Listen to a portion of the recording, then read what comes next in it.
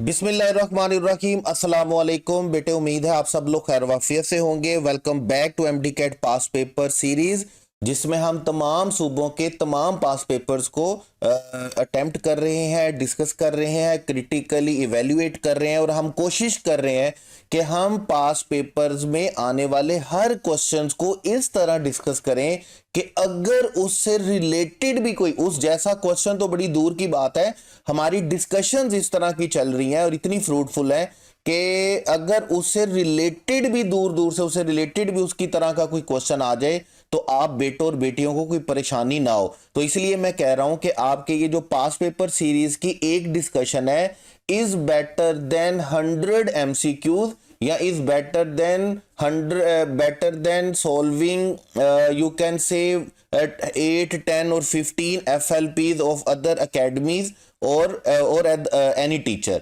देखें, जब भी आपने पास पेपर्स को उठाना तो आपको स्टैंडर्ड मिलता है, आपको लैंग्वेज समझनी है, डिफिकल्टी लेवल समझना है, आपको क्वेश्चंस की नेचर को समझना है। और एक और बात याद रखें तमाम स्टूडेंट्स, खास तौर पर इस बात को पल्ले बांध लें कि जब आप एमडी कैट दे रहे हैं पाकिस्तान में से किसी भी सूबे में से, तो ये मत कहा करें कि सर पंजाब के पेपर करवा दें, बलूचिस्तान के करवा दें, सिंध के करवा दें, केपीके के करवा दें। एक बात तो तय है, याद रखिएगा कि इंशाल्लाह ताला हमने तमाम सूबों के पास पेपर्स को डिस्कस करना है। नंबर 2, याद रखिएगा आप किसी भी सूबे से बिलोंग करते हैं, किसी दूसरे सूबे का जो इंग्लिश का पास पेपर है वो भी आपके लिए उतना ही वैल्यूएबल है और उसकी डिस्कशन भी आपके लिए उतनी फ्रूटफुल है जितनी आपके अपने प्रोविंस की है। तो लेट्स स्टार्ट। आज हमारे पास है बलूचिस्तान का एमडी कैट 2023 और बिलीव मी ये जो 3 पेपर है ना बलूचिस्तान के 2022, 2023 और 2024, मैं कहता हूं कि आउटस्टैंडिंग है जिस किसी ने भी बनाए हैं पेपर। और मैंने अपनी भरपूर कोशिश की है कि हम इससे इतनी फ्रूटफुल डिस्कशन निकाल सकें कि हमारे जो पूरे के पूरे टॉपिक हैं, और खास तौर पर आप देखेंगे 2024 में तो उसकी डिस्कशन में तो आपके 4-5 ग्रामर के पूरे पूरे टॉपिक्स जो हैं वो रिपीट हो जाएंगे, वो रिवाइज हो जाएंगे। तो स्टार्ट करते हैं एमसीक्यू 1 से। You will have to catch the morning flight so you dash better. अब यहां पर हमारे पास बेटे जो कीवर्ड है ना, दैट इज बेटर। जब हमने वर्ब पढ़ा था और वर्ब में मैंने आपको कहा था कि अनयूजुअल स्ट्रक्चर को याद रखिएगा। अब ये अनयूजुअल स्ट्रक्चर्स कौन से थे जिनका टेंस के साथ ताल्लुक नहीं होता, कंडीशनल सेंटेंसेस के साथ ताल्लुक नहीं होता, मॉडल ऑक्सिलरी के साथ ताल्लुक नहीं होता। ये हमारे पास कोई 30 से 32 जो थे हमारे पास अनयूजुअल स्ट्रक्चर थे जिनमें आपने सिर्फ वर्ड को देखना और उसके साथ आने वाली फॉर्म ऑफ वर्ब को देखना है। जैसे देखें हमारे पास है हैड बेटर, तो पल्ले बांध लें, जहां पर भी हैड बेटर आएगा वहां पर आपको वर्ब की कौन सी फॉर्म लिखनी है, फर्स्ट फॉर्म लिखनी है। जहां पर भी वुड रादर आएगा, वुड रादर के साथ भी आपको वर्ब की कौन सी फॉर्म लिखनी है, फर्स्ट फॉर्म लिखनी है। लेकिन अगर वुड रादर के साथ डैट आ गया तो डैट के बाद आपने याद रखना है वर्ब की कौन सी फॉर्म लिखनी है, सेकंड फॉर्म लिखनी है। और जहां पर वुड रादर के बाद डैट की बजाय कोई नाउन या प्रोनाउन आ गया, यानी कि कोई पर्सन या ऑब्जेक्ट आ गया, तो ऐसी सूरत में भी आपने वर्ब की कौन सी फॉर्म लिखनी है, सेकंड फॉर्म लिखनी है। वुड रादर और हैड बेटर के साथ आपको 4 स्ट्रक्चर याद रखने हैं।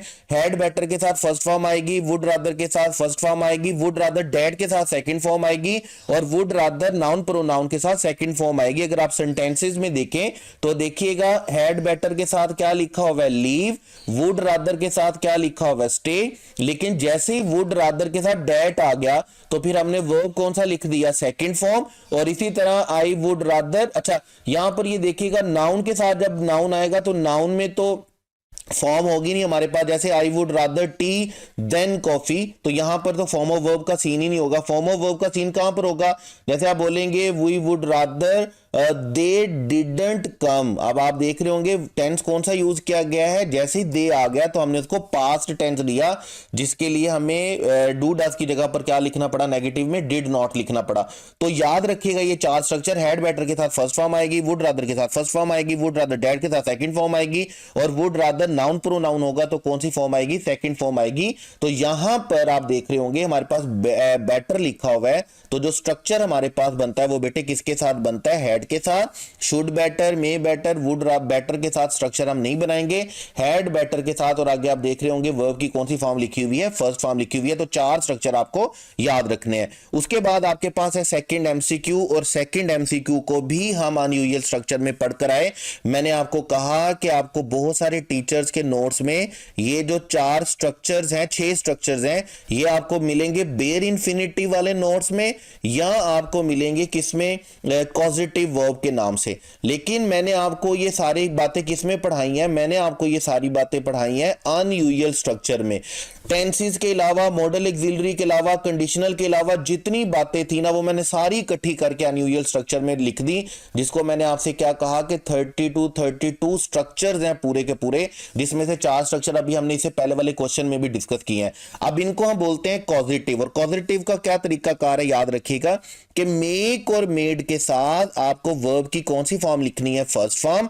लेकिन अगर मेक और मेड से पहले बी आ जाए, और बी का मतलब आपके पास क्या होता है, इज होता है, एम होता है, आर होता है, वाज होता है, वर होता है, बीन होता है, और बीइंग होता है।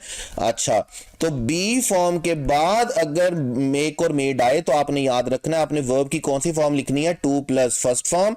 गेट और गॉट के साथ आपको बेटे लिखनी होती है थर्ड फॉर्म। गेट और गॉट के साथ अगर पर्सन आ जाए तो फिर आपने लिखना होता है 2 प्लस फर्स्ट फॉर्म। ठीक है, याद रखिएगा। गेट और गॉट के साथ अगर ऑब्जेक्ट होगा तो कौन सी फॉर्म लिखनी है, थर्ड फॉर्म। और गेट और गॉट के बाद पर्सन होगा तो फिर आपने कौन सी फॉर्म लिखनी है, 2 plus first form. Has, have, had के साथ भी आपके पास 2 स्ट्रक्चर बनते हैं।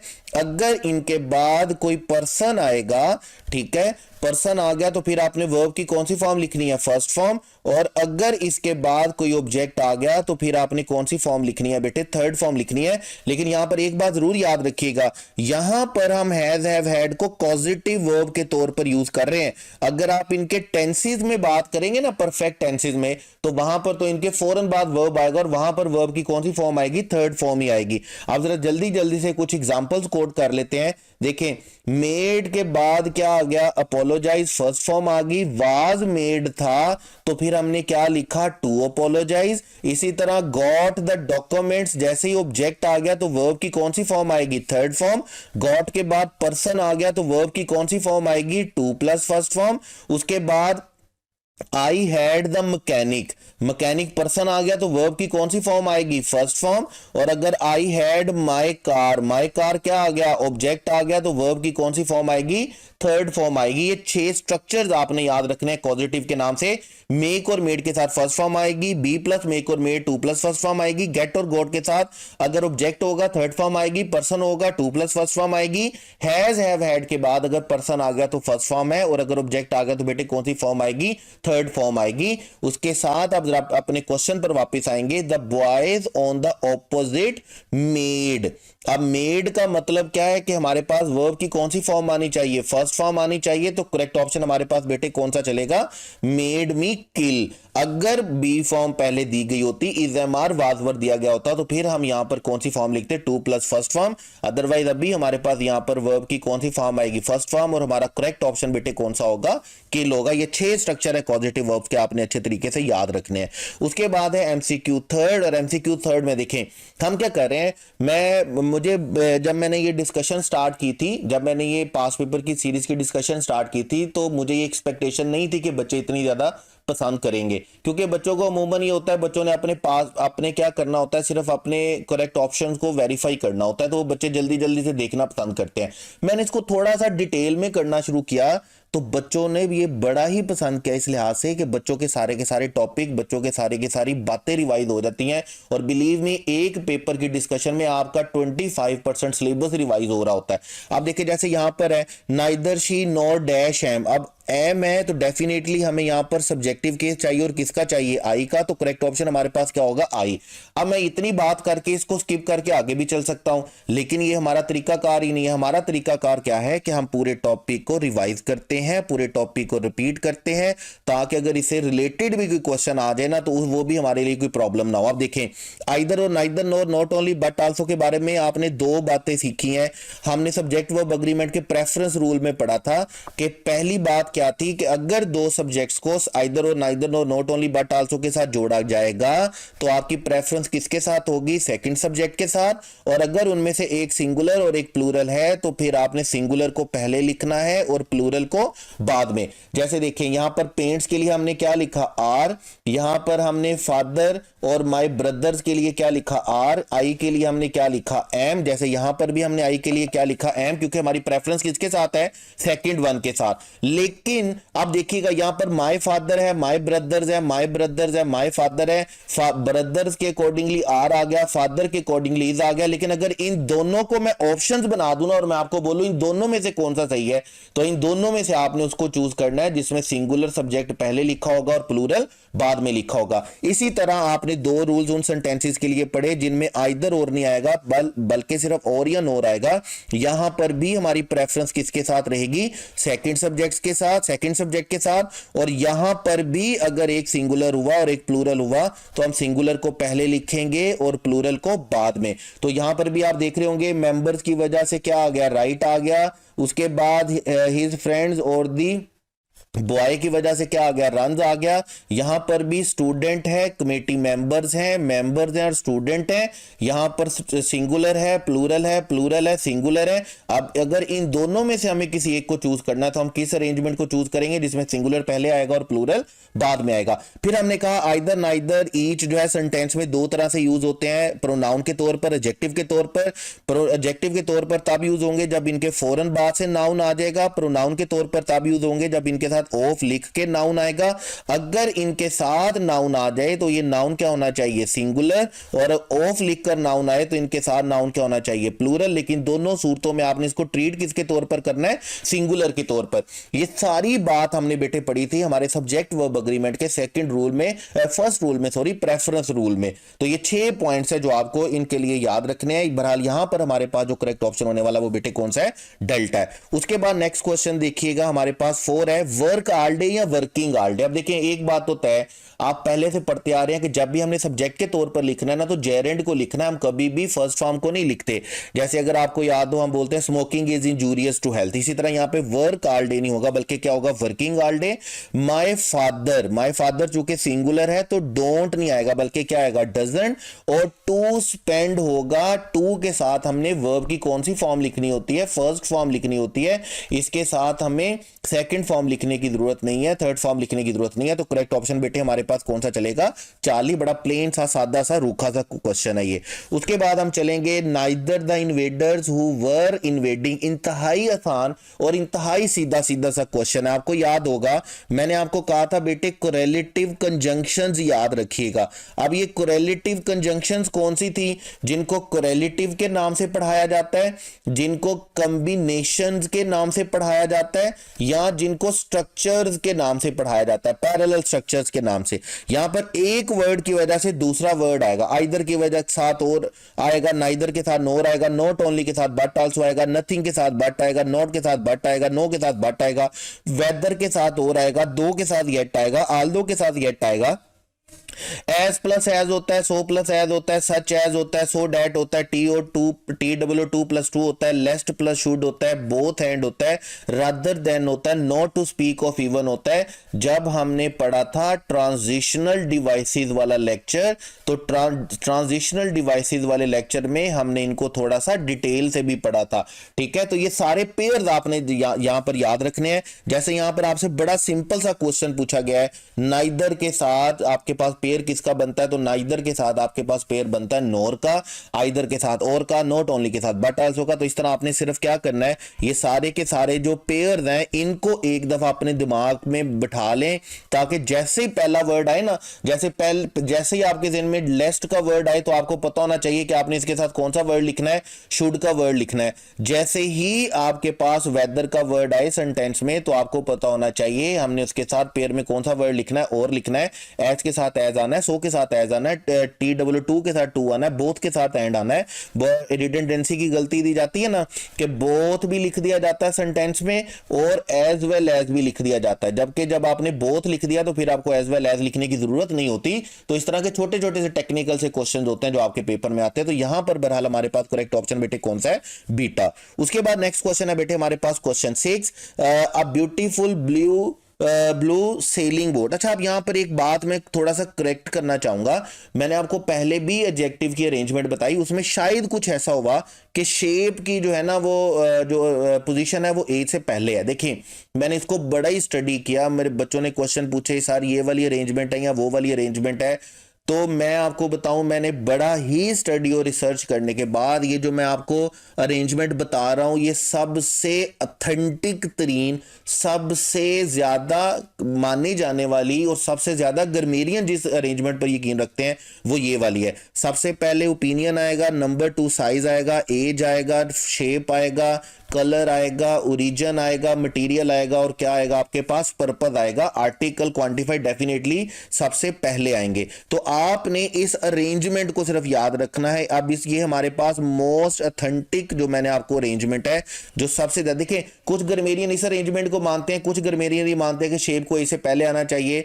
तो मैं ये बहस में नहीं जाना चाहता क्या करना है क्या नहीं करना, मैं आपकी आसानी के लिए मैं आपको ये बता दूं कि ये मोस्ट ऑथेंटिक जो अरेंजमेंट है वो ये है और आपने इसको अच्छे तरीके से रट्टा मारना है। तो यहां पर जो हमारे पास करेक्ट ऑप्शन बनेगा वो बेटे कौन सा बनेगा, जैसे हमारे पास ब्यूटीफुल है, ओपिनियन है, ब्लू कलर है और सेलिंग क्या है, पर्पस है। तो अगर हम देखते हैं ओपिनियन नंबर 1 पे आना चाहिए, कलर कहां पर आना चाहिए, उसके बाद आना चाहिए और उसके बाद क्या आना चाहिए, पर्पस आना चाहिए। तो हमारी करेक्ट जो अरेंजमेंट बनती है वो कौन सी बनती है, अल्फा। अ ब्यूटीफुल ब्लू सेलिंग बोट, ठीक है। करेक्ट ऑप्शन हमारे पास बेटे कौन सा चलेगा, करेक्ट ऑप्शन इज अल्फा। ये अरेंजमेंट आपकी फाइनल है, आपने इसी को पल्ले बांधना है। उसके बाद नेक्स्ट क्वेश्चन है बेटे हमारे पास, he is extremely alert and watchful dash a cat. यहां पर हम कैट को इन जनरल ले रहे हैं, कॉमन बात कर रहे हैं कि वो बिल्ली की तरह ऐसा कर रहा है, तो हम ऐसे इसके लिए कौन सा यूज करेंगे, आर्टिकल यूज करेंगे, इंडेफिनिट आर्टिकल। और चूंकि ये कॉन्सोनेंट साउंड है, क्योंकि जब हम कैट को लिखते हैं तो इसका साउंड अलिफ से स्टार्ट नहीं होता, कॉन्सोनेंट साउंड है, तो इसलिए हमारे पास करेक्ट ऑप्शन बेटे क्या होगा, आ। इंतहाई आसान क्वेश्चन है, मैं भी दुआ करता हूं आप भी दुआ करें कि आपके पेपर में भी इसी तरह के क्वेश्चन हो। उसके बाद है जी, I will not tolerate his rudeness. ये 2022 के पेपर में हम पहले भी डिस्कस कर चुके कि आपके पास जो करेक्ट प्रेपोजिशन है वो है put up with. Put up with का मतलब क्या होता है, टू टॉलरेट, किसी के बुरे काम को, किसी के बुरे अंदाज को बर्दाश्त करने को हम क्या बोलते हैं, पुट अप विद। तो करेक्ट ऑप्शन बेटे हमारे पास पुट अप विद के साथ कौन सा होगा, बीटा। उसके बाद नेक्स्ट क्वेश्चन है बेटे हमारे पास, द पेन वाज एक्सपेंसिव। अच्छा, हमें कहा गया कि जी सेमी कोलोन की रिप्लेसमेंट आपने बतानी है। अब आप ये याद रखिएगा, ये जो स्टिल का वर्ड है ना आपके पास, ये स्टिल का वर्ड जब दो क्लॉजेस के दरमियान में आएगा तो ये बिल्कुल however, therefore, nevertheless, more over की तरह किसका किरदार, किसका रोल प्ले करेगा, कंजंक्टिव एडवर्ब्स का रोल प्ले करेगा। और जब भी कंजंक्टिव एडवर्ब्स हम लिखते हैं दो इंडिपेंडेंट क्लॉजेस के लिए, तो आपको याद रखना है, आप इंडिपेंडेंट क्लॉजेस के लिए जब लिखते हैं तो आप कंजंक्टिव एडवर्ब से पहले क्या लिखते हैं, सेमीकोलन, और बाद में क्या लिखते हैं, कॉमा। ठीक है, तो यहां पर भी हमारे पास वो पोजीशन ठीक होगी जिसमें स्टिल से पहले सेमीकोलन लिखा गया होगा और बाद में क्या लिखा गया होगा, कॉमा, विच इज डेल्टा। तो करेक्ट ऑप्शन बेटे हमारे पास क्या चलेगा, डेल्टा।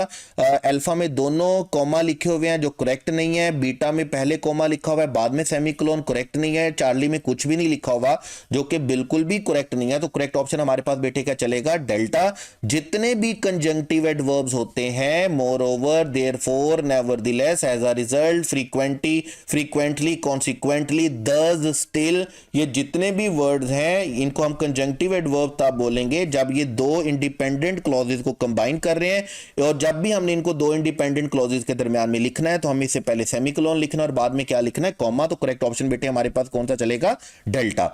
उसके बाद है नेक्स्ट क्वेश्चन बेटे हमारे पास, vicissitudes of life are unexpected, nothing remain same. तो एक्चुअल में अगर फर्ज करें हमें इस वर्ड का मीनिंग नहीं भी पता, तो हमारा कीवर्ड क्या बन रहा है जी, नथिंग रिमेन्स सेम, कुछ भी एक जैसा नहीं रहता, कुछ भी एक जैसा नहीं रहता। तो इसका मतलब इससे पहले किसकी बात हो रही है, चेंज की बात हो रही है। तो करेक्ट ऑप्शन बेटे याद रखिएगा, विसिच्यूड का जो सिनोनिम हमारे पास होता है वो क्या होता है, changes of life are unexpected. जिंदगी में जो तब्दीलियां होती है ना, उतार चढ़ाव जो होते हैं, ये अनएक्सपेक्टेड होते हैं, और ये ऐसा भी है भी ऐसा बिल्कुल हकीकत में भी। तो करेक्ट ऑप्शन आपके पास बेटे कौन सा चलेगा, अल्फा। उसके बाद याद रखिएगा, याद क्या रखना है, उसके बाद आएंगे आप नेक्स्ट क्वेश्चन पर, क्वेश्चन 11 पर। अब्रिज, अब्रिज का वर्ड याद रखिएगा, अब्रिज का वर्ड होता है किसी चीज को समराइज करना, किसी चीज को लेसन करना, किसी चीज को शॉर्टन करना, किसी चीज को कर्टेल करना, किसी चीज को कम करना। तो ऐसी सूरत में जब हम कम करने की बात करेंगे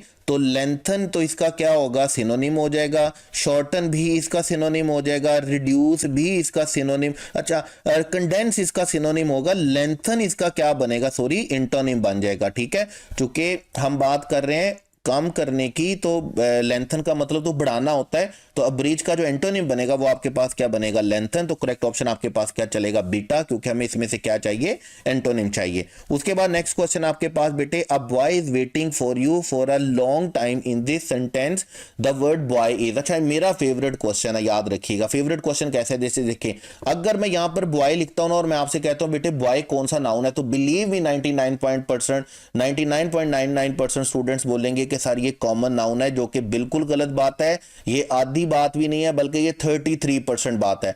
बॉय कॉमन नाउन है, बॉय काउंटेबल नाउन है, और बॉय काउंटेबल नाउन होने के साथ साथ क्या है, क्या है, कंक्रीट नाउन है। देखें जब भी आपने देखना है तो आपने याद रखना है, हम नाउन की काइंड्स नहीं होती, नाउन की क्लासिफिकेशन होती हैं। काइंड सिर्फ 3 ही होती हैं, वो मैं अभी आपको बता देता हूं। जैसे देखें नाउन की पहली क्लासिफिकेशन की जाती है on the basis of name. हम किसी भी चीज के, ऑब्जेक्ट के आम नाम को, जर्नलाइज नेम को क्या बोलते हैं, कॉमन नाउन, और उसी के स्पेसिफिक नेम को क्या बोलते हैं, प्रॉपर नाउन। चीजें कोई दो नहीं होती, नाम 2 होते हैं। ठीक है, मैं आपको नाउन के लेक्चर में बड़ा डिटेल से ये बात बता कर आया हूं। उसके बाद दूसरी हम ये देखना होता है कि वो नंबर के लिहाज से क्या है। नंबर के लिहाज से क्या है, तो हम देखेंगे नंबर के लिहाज से कोई नाउन या तो काउंटेबल होगा अगर उसका प्लूरल बनता है, और अगर उसका प्लूरल नहीं बनता तो वो डेफिनेटली क्या होगा, अनकाउंटेबल होगा।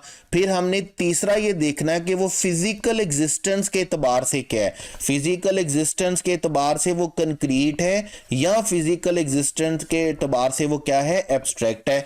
फिर ये तो हमारे पास बन गई 3 क्लासिफिकेशन।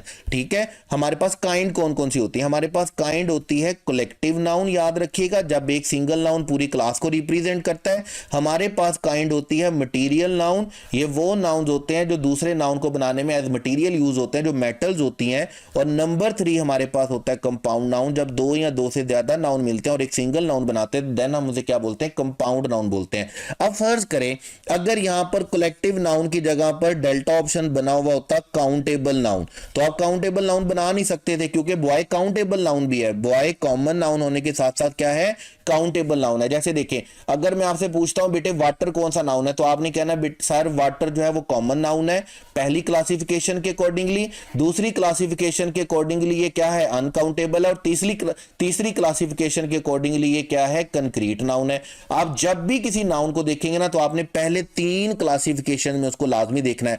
जैसे देखिए अगर मैं आपसे बोलता हूं बेटे बुक कौन सा नाउन है, तो याद रखिएगा बुक कॉमन नाउन है। कॉमन होने के साथ साथ बुक कौन सा नाउन है, बुक काउंटेबल नाउन है सेकंड क्लासिफिकेशन के अकॉर्डिंगली, और बुक कंक्रीट नाउन है 3rd क्लासिफिकेशन के अकॉर्डिंगली। तो ये बड़ा ही अच्छा क्वेश्चन कहा गया, जिसमें प्रॉपर नाउन और कॉमन नाउन कहा गया, और बाद में एब्स्ट्रैक्ट नाउन और कलेक्टिव नाउन पूछ लिया गया। ना ये एब्स्ट्रैक्ट नाउन हो सकता है, ना ये कलेक्टिव नाउन हो सकता है, क्योंकि एब्स्ट्रैक्ट नाउन वाली क्लासिफिकेशन के अकॉर्डिंगली बॉय जो है वो क्या है, वो एब्स्ट्रैक्ट नाउन नहीं है, बल्कि क्या है, कंक्रीट नाउन है। तो यहां पर हमारे पास करेक्ट ऑप्शन बेटे कौन सा चलेगा, हमारे पास जो करेक्ट ऑप्शन होगा वो क्या होगा, बीटा। उसके बाद आप देखें ना, इस तरह मजा आता है कि जब आप एक एमसीक्यू में क्या करते हैं, पूरी की पूरी बात को, पूरे के पूरे टॉपिक को रिवाइज कर देते हैं, और आपको सारी बात शुरू से लेकर एंड तक बात समझ में आ जाती है। उसके बाद चलेंगे नेक्स्ट क्वेश्चन पे, I expect you dash from college by this time next year. कहता है जी अगले साल इस वक्त तक आप कॉलेज से ये कर चुके होंगे। अब यहां पर दो बातें हैं, नंबर वन तो हमें फ्यूचर टाइम की बात कर रहे हैं नेक्स्ट ईयर, और नंबर टू हम परफेक्शन की बात कर रहे हैं कि अगले साल तक ये इस टाइम, अगले साल के इस टाइम तक ये काम मुकम्मल हो चुका होगा। तो बड़ा सिंपल सा फार्मूला है, यहां पर जो हमें टेंस चाहिए बेटे वो कौन सा चाहिए, फ्यूचर परफेक्ट टेंस चाहिए। करेक्ट ऑप्शन हमारे पास कौन सा होगा, करेक्ट ऑप्शन हमारे पास होगा will have graduated. Correct option हमारे पास कौन सा चलेगा, डेल्टा। उसके बाद नेक्स्ट क्वेश्चन हमारे पास द मेलोडी इज, ये भी 2022 का क्वेश्चन रिपीट हुआ हमारे पास। और जब हमने लिखा नॉट एनर्जेटिक, तो नॉट एनर्जेटिक हमें कोई इंटरनेम वर्ड चाहिए नॉट की वजह से, तो वो हमारे पास कौन सा है, प्लेंटिव है। प्लेंटिव का वर्ड हमारे मतलब हमारे पास क्या होता है, सैड। प्लेंटिव का मतलब हमारे पास क्या होता है, डल। प्लेंटिव का मतलब हमारे पास क्या होता है, मेलनकली। ठीक है, तो हमारे पास जो करेक्ट ऑप्शन होगा वो हमारे पास कौन सा होगा, अल्फा। बैफलिंग और परप्लेक्सिंग मैंने आपको लास्ट टाइम भी बताया, ये दोनों एक दूसरे का क्या है, सिनोनिम है। इनका मतलब होता है कंफ्यूजिंग या डिस्टर्बिंग। और हमारे पास जो ब्लिसफुल का वर्ड है ये किससे आता है, हमारे पास ब्लेसिंग से। इसके बाद नेक्स्ट क्वेश्चन है बेटे हमारे पास 15, which of the following is correct. अच्छा, पहली बात तो ये है कि हमने वर्ड क्या लिखा हुआ हमारे पास, टाइम। तो हमने पहले तो ये देखना है कि टाइम के साथ आर्टिकल आएगा कि नहीं आएगा। तो हम देखेंगे कि टाइम हमारी तीन कंडीशंस को पूरा करता है या नहीं करता। टाइम कॉमन नाउन है, टाइम कॉमन नाउन होने के साथ साथ क्या है, काउंटेबल है, क्योंकि टाइम का प्लूरल क्या होता है, टाइम्स। और इसके साथ साथ ये हमारे पास क्या है, क्या है, सिंगुलर है। तो जब ये आपके पास तीन कंडीशंस को पूरा कर रहा है तो इसका मतलब इससे पहले आर्टिकल आना चाहिए। आप लॉन्ग टाइम लिख ही नहीं सकते, आपको क्या लिखना है बेटे, आ लॉन्ग टाइम। ठीक है, आप आर्टिकल के बगैर इसको नहीं लिख सकते। तो इसका मतलब हमारा चार्ली और हमारा बीटा ऑप्शन क्या है, गलत। और जब हमने खुद ही बोल दिया आ लॉन्ग टाइम, तो इसका मतलब हम 40 इयर्स को आप समझते हैं कि जब भी हम कंपाउंड नाउन लिखते हैं और वो कोई टाइम बता रहे हो या स्टैंडर्ड बता रहे हो, कोई वेट बता रहे हो, तो हम क्वांटिटी बता रहे हो, तो हम उसको क्या कंसीडर करते हैं, सिंगुलर, जिसकी वजह से सीम भी गलत होगा। करेक्ट ऑप्शन हमारे पास बेटे कौन सा चलेगा, अल्फा।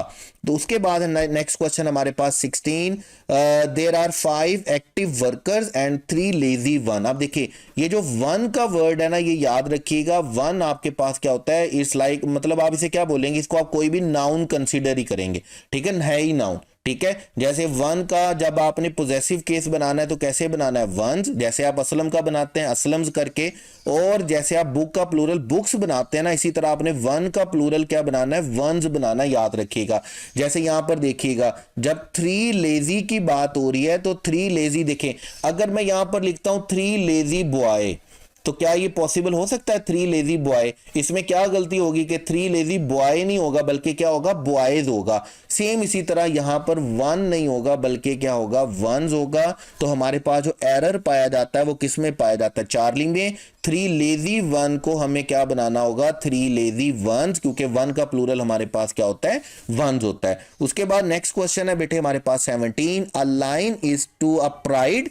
अ प्राइड का मतलब क्या, याद रखिएगा, प्राइड कलेक्टिव नाउन है। जैसे आप बहुत सारे कलेक्टिव नाउन पढ़कर आते हैं ना, जैसे देखें आर्मी कलेक्टिव नाउन होता है सोल्जर्स का, क्लम्प कलेक्टिव नाउन होता है ट्रीज का, इसी तरह बंच कलेक्टिव नाउन होता है कीज का और फ्लावर का, इसी तरह बुके कलेक्टिव नाउन होता है फ्लावर उसका फ्लावर्स का, इसी तरह क्लास कलेक्टिव नाउन होता है स्टूडेंट्स का, इसी तरह फैमिली कलेक्टिव नाउन होता है मेंबर्स का। अब बहुत सारे इसी तरह प्लेयर्स कलेक्टिव नाउन होता है किसका, टीम का।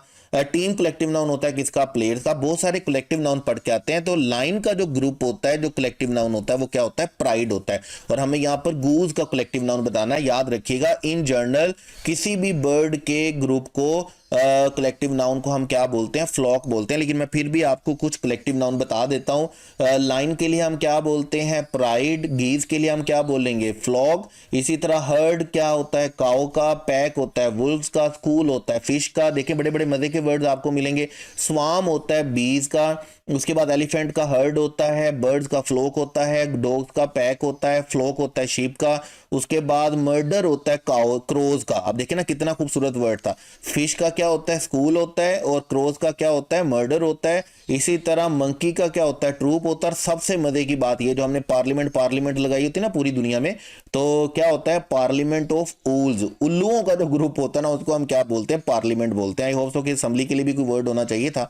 अ टीम और हर्ड ऑफ हॉर्सेस, हॉर्सेस के लिए हम टीम या हर्ड का वर्ड यूज करते हैं। और सब मजे का वर्ड क्या है कि कैमल का जो ग्रुप होता है, जो कलेक्टिव नाउन होता है, वो क्या होता है हमारे पास, कारवान होता है। तो ये सारे वर्ड्स को एक दफा देख लीजिएगा। बड़ा अनोखा सा क्वेश्चन है जो आपको यहाँ पर दिया गया, थोड़ा हटके है, अनयूजुअल है, लेकिन अच्छा है, मजे का क्वेश्चन है। तो यहाँ पर हमारे पास जो करेक्ट ऑप्शन होगा, करेक्ट ऑप्शन बेटे हमारे पास कौन सा चलेगा, फ्लॉक।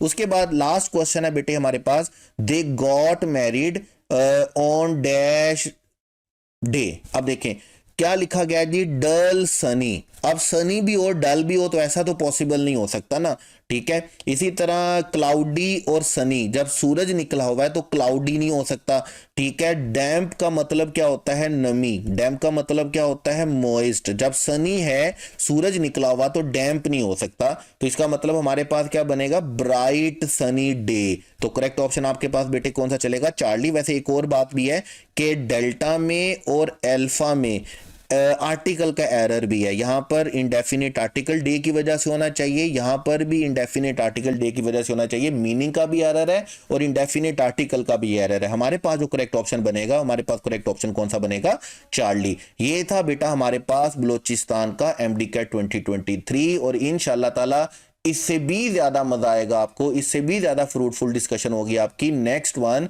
जो कि है बलोचिस्तान 2024 के पेपर की। और घबराना नहीं है, परेशान नहीं होना।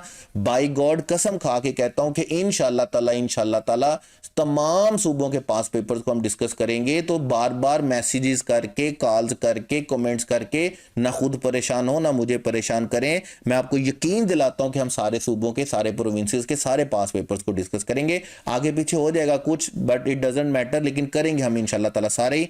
Wish you all the best. मेहनत करते रहना है, कोशिश करते रहना और दुआओं में सर अजीम को याद रखना है। Wish you all the best. Allah Hafiz.